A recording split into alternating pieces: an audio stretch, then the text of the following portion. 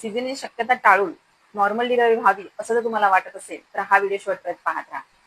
नमस्कार, मी डॉक्टर संध्या हिरप, यशस्वी super speciality वंध्यत्व निवारण व पंचकर्म क्लिनिक वाशिम येथून आज आपल्यासोबत सिझेरियनची शक्यता कमी करून नॉर्मल डिलिव्हरीची शक्यता वाढवणे हे आयुर्वेद आणि पंचकर्माच्या साथीने कसं करता येईल याविषयी माहिती सांगणार आहे.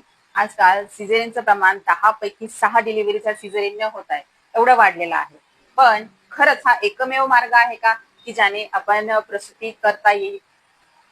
सिझेरियनची कारणे मुख्यतः काय सांगितलेली आहेत तर नॉर्मल डिलिव्हरीसाठी लागणारी ताकद त्या गर्भिणीमध्ये नसते, तसेच बाळ पायाकडून असणे, बाळाने पोटात शी करणे, तसेच अंगावरून लघवीसारखे पाणी जाणे, पिशवीचे तोंड न उघडणे किंवा ज्या गतीने ज्या वेळेप्रमाणे ते उघडायला पाहिजे तसे न उघडता आणखी वेळ लागणे, 9 महिने 9 दिवस होऊनही तारखेनुसार कळा न सुरू होणे, प्रसूतीची वेळ न येणे, बाळाच्या गळ्याभोवती नाळ असणे किंवा बाळ खाली न सरकणे. परंतु आता ही सगळी कारणे जी आपण सांगितली ते ही का घडत असतील बरं?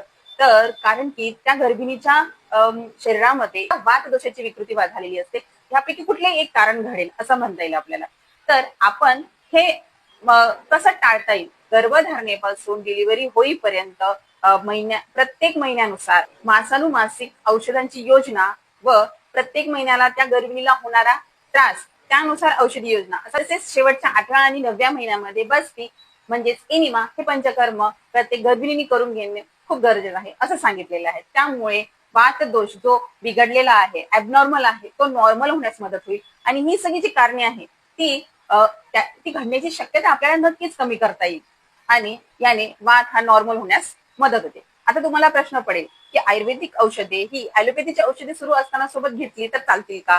तर हो, नक्कीच. आयुर्वेदाची औषधे ही ॲलोपॅथीच्या औषधांसोबत घेतली तर कुठल्याही प्रकारचा साईड इफेक्ट तुम्हाला होणार नाही किंवा जे काही साईड इफेक्ट तुम्हाला काही किंवा त्रास असतील ते आयुर्वेदिक औषधांनी नक्कीच कमी होतील.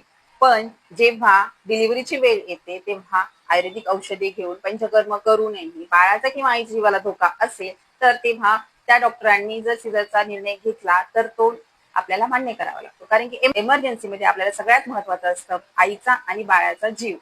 म्हणून तुम्ही किंवा तुमच्या जवळच्या महिला कोणी गरोदर असतील तर त्यांना हा व्हिडिओ नक्की शेअर करावा.